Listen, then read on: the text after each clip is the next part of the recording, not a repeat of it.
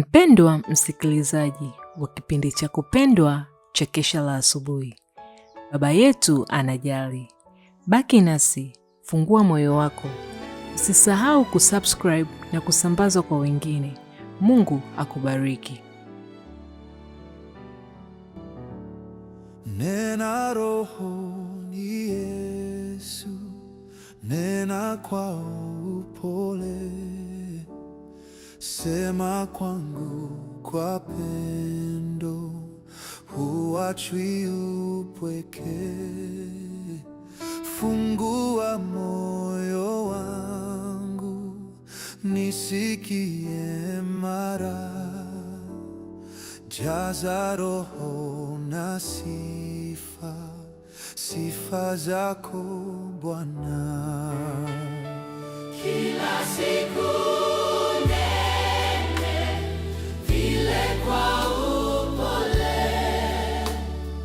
nong'oneza kwa upole, upole wa pendo.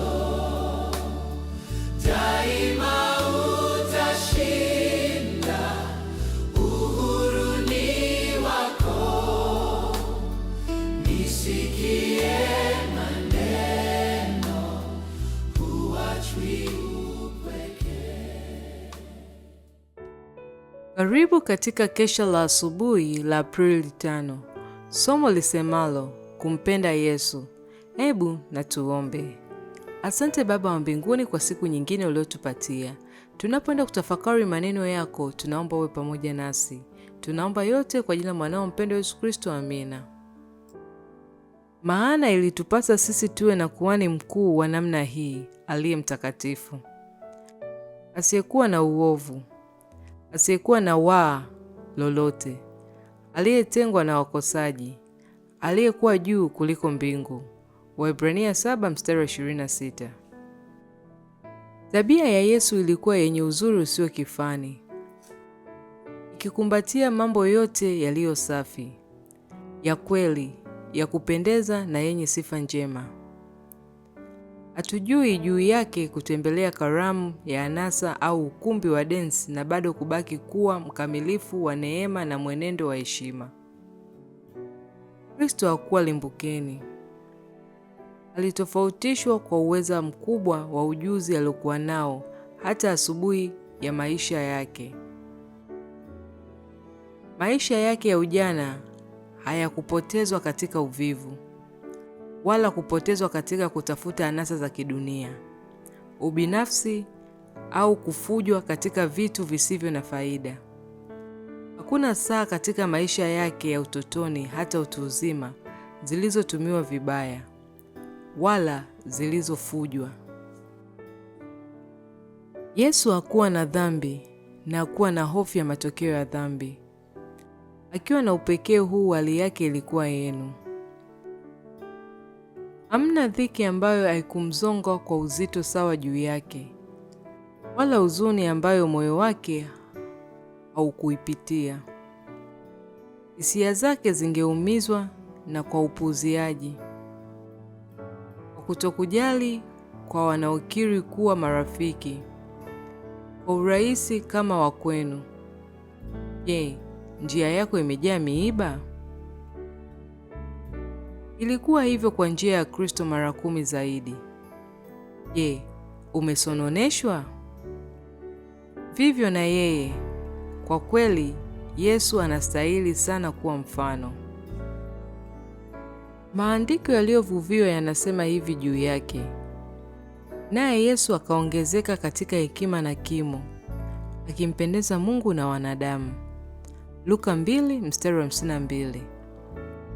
Kadiri alivyoongezeka katika umri, aliongezeka katika maarifa. Aliishi kwa kiasi. Saa zake za thamani hazikufujwa katika kushughulika na anasa. Alikuwa na mwili wenye afya kamili na nguvu za kweli za akili. Nguvu za kimwili na za kiakili zingeweza kuongezeka na kuimarishwa kama zako au za vijana wengine. Tunapaswa kujifunza neno la Mungu kama Yesu alivyofanya. Mfanye Yesu kuwa kiwango chako. Fuatisha maisha yake. Uipende tabia yake. Tembea kama Kristo alivyotembea. Chemchemi mpya itatolewa katika uwezo wako wa kiakili, wa upeo mkubwa wa mawazo yako, wakati unapoweka nguvu zako katika muunganiko wa nguvu za mambo ya milele makuu na makubwa mno. Na huu ndio mwisho wa somo lisemalo kumpenda Yesu. Hebu na tuombe. Baba wa mbinguni, asante kwa somo zuri ulotupatia. Tunaomba tulifanyie kazi katika maisha yetu kwa kukupenda wewe na kuishi kama wewe ulivyoishi maisha yako matakatifu. Tunaomba yote kwa ajili ya mwanao mpendwa Yesu Kristo. Amina. Nena kama zamani